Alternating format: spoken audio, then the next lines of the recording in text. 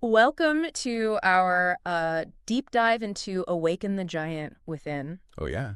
by Tony Robbins. Mm-hmm. Um, I think we all have those moments Wow. where we feel like there's this hidden giant inside us just waiting to be unleashed. Absolutely. And Tony Robbins really digs deep into that potential in Yes. this book, He does. offering some practical strategies to, well, awaken that giant. What's interesting is Robbins goes beyond just positive thinking. Yeah. He really dives into like the psychology Right. behind our actions Yeah. and beliefs, Okay. and gives us this framework for understanding how we can literally reprogram ourselves for success. It's not even just thinking differently. Right. It's about understanding the mechanics of our minds Totally. and then using that knowledge Right. to create lasting change. Yeah. One of the core messages that really struck me Mm-hmm. was this idea Yeah. that our decisions, Oh, yeah. not our conditions, shape our destiny. He illustrates this with a powerful anecdote Okay. about two prisoners of war in Vietnam. Oh, wow.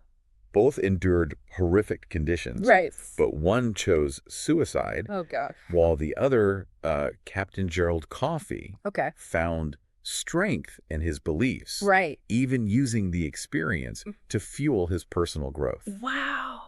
Yeah. That story really hit home for me. I know, it's powerful. It makes you realize that Yeah. even in the face of unimaginable adversity, Mhm. we have the power to choose We too. how we interpret our experiences. That's right. And ultimately how we respond to them. It's a powerful reminder that we're not just victims of our circumstances. Yeah. We always have that power to choose our perspective, and that choice can dramatically impact the trajectory of our lives. Yeah. So if our decisions are so powerful, Yeah.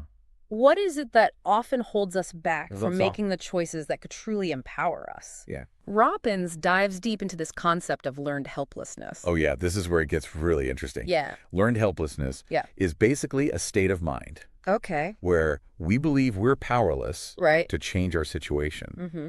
And Robbins points to three patterns of belief Okay. that contribute to this feeling: Okay. permanence, That's right. pervasiveness, Yeah. and personalization. Got it. So permanence is believing that our problems are unchangeable. Yes. Pervasiveness is thinking that one negative experience Right. will affect everything in our lives. Exactly. And personalization is blaming ourselves for everything that goes wrong. Exactly. It's like a recipe for It is. feeling completely stuck. Yeah. And what's fascinating Yeah. is that these beliefs often stem from past experiences. Okay. Maybe you tried something new and failed, Right. and now you believe you're just not capable Mm-hmm. of succeeding in that area. Yeah. Or maybe you had a negative experience in a relationship, and now you believe you're destined to be alone. It's like we're carrying around Yeah. these invisible scripts that Yeah. dictate our beliefs Mhm. about ourselves and the world. That's right. But what if those scripts are outdated Right. or simply untrue? Yeah. What if we could rewrite them? That's precisely what Robbins challenges us to do. Okay. He provides a framework Okay. for recognizing and challenging Mm-hmm. these limiting beliefs, Yeah. empowering us to break free from those self-imposed limitations. He even uses the QWERTY keyboard Yeah. as an example. Right. It's been the standard for over a century, Right. despite not being the most efficient layout. Right. We simply accepted it Yeah. as the way things are Mm-hmm. without questioning if there's a better way. It's a great analogy for how we often accept limitations Right. in other areas of our lives Mhm. without questioning their validity. Yeah. We get so used to operating Yeah. within certain boundaries Yeah. that we forget we have the power to challenge them Right. and create something new. So how do we start to break free Right. from these patterns of learned helplessness? Exactly. This is where Robbins introduces one of his most powerful concepts, neuro-associations. Yes, neuro-associations. So our nervous systems are wired Yeah. to associate pain and pleasure with certain actions, Right. creating patterns of behavior. It's like a subconscious autopilot Okay. that guides our choices, Right. often without us even realizing it. He tells this funny but kind of disturbing story about his mom forcing him to drink a 6-pack of beer as a kid Yeah. to teach him a lesson. Yeah, to teach them a lesson. As you can imagine, it didn't exactly create a Right. positive association. Oh, no. That experience created this strong, Yeah. lasting aversion to beer, impacting his choices for years to come. Right. It beautifully illustrates how powerful these neuro-associations can be in shaping our behavior, even at a subconscious level. It makes me think about all the ways we've been conditioned throughout our lives. Like, remember Pavlov's dog? Oh, yeah. Ring a bell, give the dog food, Right. and eventually the dog salivates just at the sound of the bell. Classic conditioning. Yeah. And Robbins points out that this same principle is used in marketing all the time. Oh, absolutely. Think about Pepsi using Michael Jackson in their commercials. Right. They're trying to create a positive association with their product by linking it to someone we already have positive feelings towards. It's fascinating how much of our behavior is driven by these subconscious associations. It is fascinating. And the question then becomes, can we actually rewire those associations to create new, more empowering patterns? Right. Yeah. The good news is, yes, we can. Robbins outlines a 6-step process called Neuro-Associative Conditioning, or NAC, which gives us a practical toolkit for changing virtually any behavior. So NSC is like a step-by-step guide to rewiring those subconscious associations. Exactly. Okay, I'm curious. What are some of the key steps involved? Well, it starts with identifying the behavior you want to change and the emotions linked to it. Then you need to interrupt the old pattern, create a new empowering association, and reinforce that new pattern until it becomes the new default. It sounds like a process of deconstructing the old unhelpful pattern and then consciously constructing a new one. Yeah. What are some of the specific techniques Robbins suggests for actually interrupting those old patterns? One technique that stood out to me is scrambling your mental imagery. Let's say worry is a problem for you. You can visualize the situation you're worried about, then shrink it down, speed it up like a cartoon, turn the figures in it into clowns, anything to shift that feeling from anxiety to something more humorous or absurd. That's a great example. Yeah. And it's something that anyone can do. Exactly. It's like taking away the power of those negative thoughts by turning them into something silly and insignificant. Exactly. And that shift in perspective can be incredibly powerful. Yeah. It's about disrupting the old pattern and creating space for a new, more empowering one to emerge. So we've tackled decisions, beliefs, and the mechanics of neuro-associations. What I'm finding really interesting is how Robbins layers these concepts on top of each other. He then goes on to explore the power of language. Yes. Which seems like a natural extension of what we've been discussing. Words are more than just tools for communication. Right. They shape our thoughts, our emotions, and ultimately our actions. Robbins points out that the English language has over 500,000 words, possibly even closer to 750,000. That's an incredible number of words. It is. It makes you realize the vast potential we have for nuanced expression and the subtle ways in which our word choices can shape our reality. Think about the impact of labels. Robbins references Norman Cousins, who observed that patients diagnosed with a serious illness, essentially given a negative label, often experienced a worsening of their condition. It's like the label itself becomes a self-fulfilling prophecy. And on the flip side, using empowering language to describe ourselves and our experiences can have a profoundly positive impact. Absolutely. It's about choosing words that uplift and inspire rather than limit and define us. It's a subtle shift, but it can make all the difference.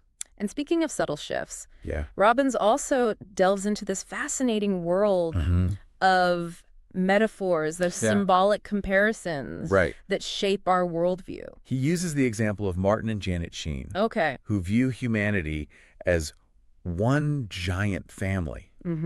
This metaphor fuels their compassion and generosity, driving them to make a positive difference in the world. It's a beautiful example of how a simple metaphor can shape someone's entire outlook on life. It is. And inspire them to act in alignment with their values. But metaphors can also be limiting, right? Yes, absolutely. We need to be aware of the metaphors we're unconsciously living by and question whether they're empowering or limiting us. For example, if you view life as a constant battle, you're likely to experience a lot of stress and conflict. But if you see it as a journey of learning and growth, you're more likely to embrace challenges. Right. With curiosity and resilience. It's like having a hidden script running in the background, Yeah. shaping our perceptions without us even realizing it. And that leads us to another crucial element, values. Yes, values. Robbins calls them our personal compass, guiding our decisions and actions. Values are about what truly matters most to us. Okay. They determine what we move towards and what we move away from in life. Okay. Robbins explains that we all have a hierarchy of values. Right. And understanding this hierarchy is key to living a fulfilling life. He tells this great story from his Date with Destiny seminar. Oh, yeah? About a man who initially resisted changing his values. Ironically, his top value was freedom. Right. Yet he was clinging to old beliefs that were actually limiting him. It's a classic example of how our values can sometimes be in conflict with our actions. Yeah. Examining our values can be challenging, but it's ultimately the path to true freedom and authenticity. Yeah. It's about aligning our actions with our core beliefs. So we've got decisions, beliefs, neuro-associations, the power of language, metaphors, and values. It's like building a foundation for personal power, brick by brick. Brick by brick. That's a good way to put it. What are some of the other key elements that Robbins explores? He goes on to talk about rules and references, both of which play a significant role in how we navigate the world and interpret our experiences. Let's start with rules. Robbins defines them as the shoulds and musts we create for ourselves, those unwritten guidelines that shape our behavior. It's like we have a set of internal rules for everything. We do. Relationships, success, happiness, even how we perceive ourselves. Exactly. But how do we know if our rules are serving us or holding us back? That's the key question. Yeah. We need to become aware of our rules and then ask ourselves, are they empowering or disempowering? Okay. For example, needing to know what's going to happen in advance to feel in control can be an unwinnable rule. It's setting yourself up for constant disappointment because life is full of surprises. Things rarely go exactly according to plan. Right. And that brings us to references, which are basically the past experiences that we use to filter and interpret our current reality. Okay. Robbins shares this incredibly powerful anecdote about a man who attended one of his seminars. Okay. This man had been almost killed at a gas station. Oh, wow. By two ex-convicts who wanted to go back to prison. They were planning to kill the next person who drove in. Oh, my gosh. And it almost ended tragically for him. He was spared only because the cashiers distracted the two men. Oh, wow. But this experience had a profound impact on his life. Yeah? He realized the fragility of life and began to appreciate every moment.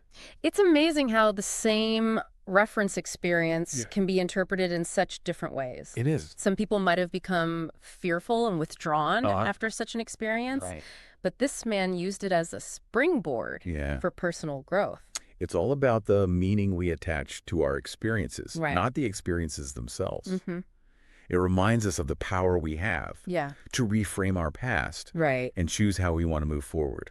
Which brings us to the final piece of the puzzle. Yes. Identity. Robbins argues that our identity, who we believe ourselves to be, is the driving force behind our actions and behaviors. He shares this inspiring story about TJ, a homeless drug addict who completely transformed his life. Wow. The turning point. Yeah. He shifted his identity. He stopped defining himself as a drug addict and embraced a new empowering identity. He went from living on the streets to becoming a fireman, contributing to society in a positive way. Wow. Talk about a complete 180. I know, right? It's like the ultimate example of the power of self-belief and how it can shape our reality. It really highlights how our identity shapes our choices and ultimately our destiny. Okay. If we believe we're capable of great things, we're more likely to act in ways that support that belief. Right. And conversely, if we're stuck in a negative self-image, it becomes a self-fulfilling prophecy. It's like we're constantly projecting our identity out into the world, and the world is reflecting it back to us. Right. So if we want to change our reality, we need to start by changing the identity we're projecting. And that brings us to an important point. Okay. Robbins emphasizes that lasting change requires more than just mental shifts. Okay. It also involves taking care of our physical well-being. He actually dives into the science of exercise. He does. Specifically the difference between aerobic and anaerobic exercise. Explaining how most people make the mistake of pushing themselves too hard too soon. He advocates for building an aerobic base first. Okay. Exercising within your ideal heart rate zone. This helps your body become more efficient at using oxygen, leading to increased energy and endurance. And he even suggests some creative ways to maximize your workout time, like listening to educational tapes or reviewing your goals while you warm up. It's about integrating healthy habits into your life in a way that's sustainable and enjoyable, not just pushing yourself to the point of burnout. So we've covered a lot of ground today. We have. We've explored decisions, beliefs, neuro-associations, the power of language, metaphors, values, rules, references, and the transformative power of identity. It's a lot to think about. It is. And we've even touched on the importance of physical health as a foundation for lasting change. It's all connected. It is. What's remarkable about Awaken the Giant Within is how Robbins weaves all these elements together. He does. To create this holistic framework for personal power. It's not just about changing one aspect of your life. It's about transforming your entire being. And he leaves us with this powerful challenge to live each day as if it were one of the most important of our lives. He asks, how do you want to be remembered? That's a great question. What legacy are you creating with your decisions and actions? It's a call to action. It is. A reminder that we have the power to shape our own destiny. It's about consciously choosing the direction of our lives. It is. And taking full responsibility for the legacy we're creating. I think that's a great place to end. It is. So as you go about your day-to-day, ask yourself that question. What legacy are you creating? What choices can you make? What actions can you take to step more fully into your power and awaken the giant within?